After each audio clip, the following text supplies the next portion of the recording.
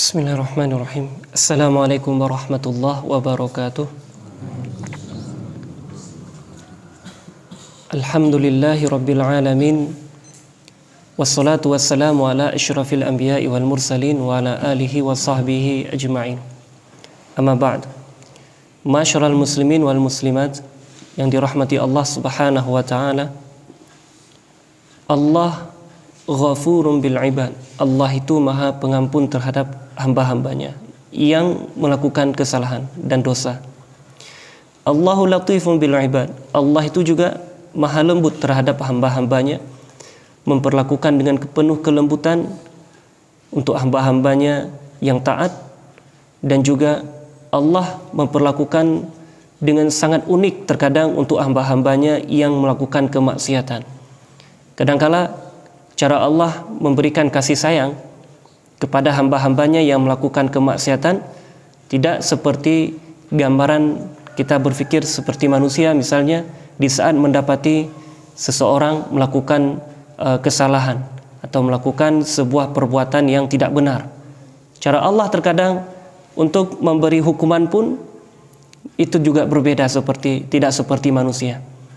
Dalam sebuah hadis Nabi sallallahu alaihi wasallam bersabda, "Idza aradallahu 'abdahu al-khaira ajjala lahu al-'uqubata fid dunya wa idza aradallahu bi 'abdihi syarra amsaka 'anhu bi dhanbihi hatta yuwafiya bihi yaumal qiyamah."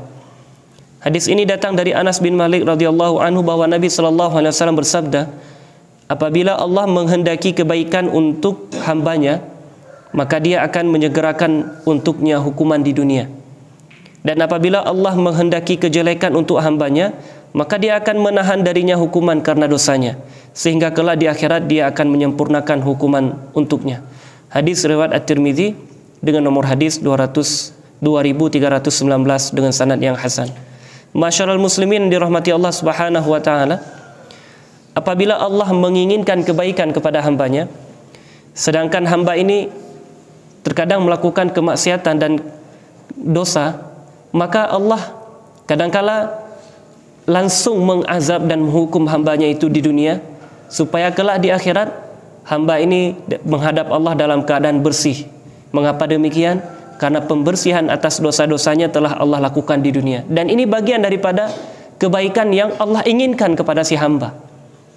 Nah, sebaliknya bahkan ketika seseorang tersebut terlenakan dia dengan kemaksiatan, dengan dosa yang dia rasa aman sudah, tidak ada yang menangkapnya, kemudian dia melakukan itu terus berulang kali, maka boleh jadi Allah menginginkan keburukan untuknya tidak dulu ditimpakan di dunia, tidak dulu ditampakkan efeknya di dunia, tidak dulu dihukum di dunia, tetapi Allah akan menghukumnya nanti di akhirat, sehingga ketika dia dihadapkan kepada Allah dengan sedikit amal perbuatan, namun dia membawa beratus kali lipat lebih besar amal kemaksiatan dibanding amal kebaikan di hadapan Allah Subhanahu wa taala.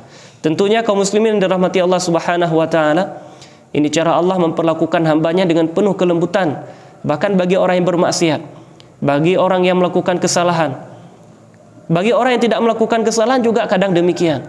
Bagi orang yang taat, itu bagian daripada cinta Allah ketika dia ditimpakan musibah-musibah di dunia. Para nabi, kalau kita melihat dalam sirah, kita melihat dalam sejarah, para nabi, para rasul adalah manusia yang paling berat ujian dan cobaan. Meskipun mereka adalah orang-orang yang taat. Mengapa demikian? Karena mereka diberikan ujian sebagai bentuk rasa cinta Allah kepada mereka.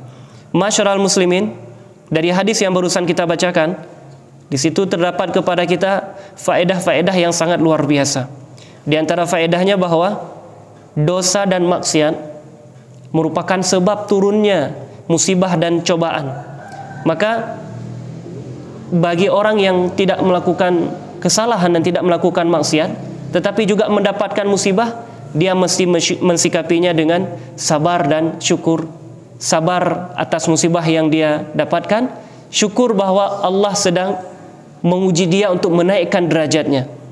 Tetapi bagi siapapun manusia yang melakukan kesalahan dan kemaksiatan, dan dia dihadapkan pada musibah-musibah dalam kehidupan, maka hendaklah dia bertaubat dan memperbanyak istighfar kepada Allah. Ali bin Abi Thalib radhiyallahu anhu pernah berkata, "Ma nazalal bala'u illa bidzambin wala rufi'a illa bitaubah." Tidaklah musibah itu turun melainkan karena dosa dan tidak diangkat melainkan dengan taubat. Musibah-musibah yang datang kepada kita, baik diri kita, anak kita, keluarga kita, boleh jadi karena ulah tangan kita sendiri, ulah dosa dan perbuatan kita sendiri. Begitu juga musibah-musibah ini tidak akan pernah bisa terangkat, tidak akan bisa hilang. Karena musibah ini datang dari takdir Allah, maka kepada Allah lah kita meminta dengan memperbanyak istighfar agar musibah ini segera diangkat oleh Allah. Kaum muslimin yang dirahmati Allah Subhanahu wa taala, salah satu bentuk kasih sayang Allah kepada hambanya yang beriman, di mana Allah ketika sudah memberikan hukuman atas dosa yang dilakukan hambanya tersebut, maka dia tidak akan mengulangi hukuman itu untuk kedua kalinya di akhirat.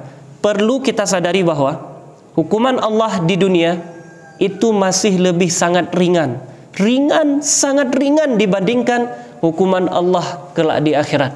Hukuman Allah di akhirat tentu ribuan, ratusan ribu kali lipat bahkan lebih berat daripada hukuman Allah yang Allah timpakan di dunia. Maka ketika Allah membersihkan dosa seorang hamba di dunia, itu masih lebih kecil daripada Allah nanti bersihkan, masih lebih ringan daripada nanti Allah bersihkan hukumannya di akhirat kelak.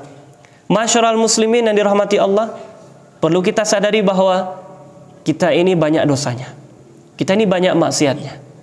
Maka Allah boleh jadi akan membersihkan dosa hambanya dengan dua cara. Satu, Allah akan memberikan kepada dia musibah ini untuk menghapus dosa. Yang kedua, jika dia memperbanyak istighfar, Allah juga akan menghapus dosanya. Mana jalan yang kita pilih? Tentunya kita sangat berharap kepada Allah menghapus dosa kita dengan cara yang paling ringan. Perbanyak istighfar, saudaraku, banyak istighfar. Istighfar setelah sholat, istighfar ketika sedang berjalan, istighfar setelah sholat tahajud. Setiap doa yang kita panjatkan mulai dengan istighfar dulu, minta ampun, karena banyak sekali dosa. Jangan sampai kita lalai daripada istighfar. Yang Nabi saja meminta ampun kepada Allah tidak kurang dari 73 kali, dalam hadis yang lain 100 kali bahkan. Padahal Nabi tidak pernah melakukan dosa. Coba kita lihat diri kita dengan banyak sekali dosa yang kita lakukan hari ini, istighfar kita masih kurang. Mulai jadi kita masih bersiap-siap nanti dengan musibah yang akan ditimpakan oleh Allah. Maka kalau tidak perbanyak istighfar, mungkin Allah akan menghapuskan dosa kita dengan cara musibah. Tinggal kita pilih mana. Tentunya di sini kita dianjurkan untuk memperbanyak istighfar kepada Allah, perbanyak istighfar. Kemudian saudara kami dirahmati Allah Subhanahu wa taala, yang terakhir, isyarat bahwa segala ketetapan Allah itu tidak kosong dari hikmah, dan semua perbuatannya itu selalu membawa kebaikan bagi hamba, sekalipun dalam bentuk sesuatu yang tidak disukai oleh hamba, sekalipun dalam bentuk itu adalah musibah-musibah yang menimpa dirinya. Mudah-mudahan hadis yang barusan kami sampaikan bermanfaat kepada kita semuanya, dan mudah-mudahan kita digolongkan oleh Allah sebagai hamba-hamba yang senantiasa beristighfar di waktu pagi dan petang dan dalam setiap keadaan.